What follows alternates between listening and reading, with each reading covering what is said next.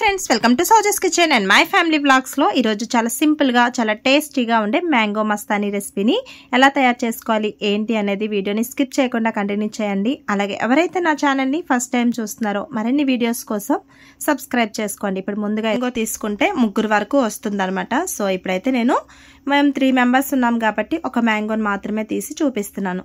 So దాన్ని అయితే మనం పై లేయర్ తీసేసి చిన్న చిన్న ముక్కలైనా మిక్సీ జార్లో యాడ్ చేసుకోవచ్చు. లేదు అంటే ఎలా అయినా మనకు నచ్చినట్టు కట్ చేసుకొని మిక్సీ జార్లో మ్యాంగో పల్ప్ని అయితే యాడ్ చేసేసుకోవాలి. యాడ్ చేసుకున్న తర్వాత 1/2 కప్పు వరకు కాచి చల్లార్చిన పాలని యాడ్ చేసుకోవాలి. తర్వాత టేస్ట్కి తగ్గ 2 టేబుల్ స్పూన్ వరకు షుగరు అలాగే కొన్ని ఐస్ క్యూబ్స్ని యాడ్ చేసుకోవాలి. ఈ మిల్క్ మస్తానికి స్పెషల్ ఏంటి అంటే వెనిలా ఐస్ క్రీమ్. సో ఇందులో ఒక 1 to 2 టేబుల్ స్పూన్ వరకు వెనిలా ఐస్ క్రీమ్ యాడ్ చేసుకొని మిక్సీ పట్టేసుకోవడమే. చాలా సింపుల్గా అయిపోతుంది. ఇప్పుడైతే ఈ విధంగా రెడీ అయిపోయింది కదా, ఈ కన్సిస్టెన్సీ వచ్చిన వరకు చేసుకోవాలన్నమాట. ఒకవేళ మీకు థిక్గా అనిపిస్తే కొంచెం పాలు కానీ వాటర్ కానీ వేసుకుంటే సరిపోతుంది.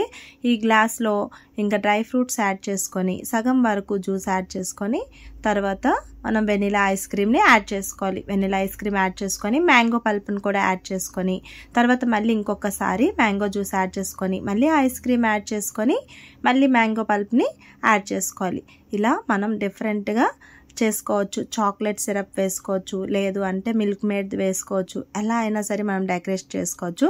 చూసారా, చాలా సింపుల్గా ఒక 2 మినిట్స్లో అయిపోయే ఈ మ్యాంగో మస్తానీ అయితే రెడీ అయిపోయింది. మరి మీకు నచ్చితే కనుక తప్పకుండా లైక్ చేసి మరిన్ని వీడియోస్ కోసం నా ఛానల్ని సబ్స్క్రైబ్ చేసుకోండి.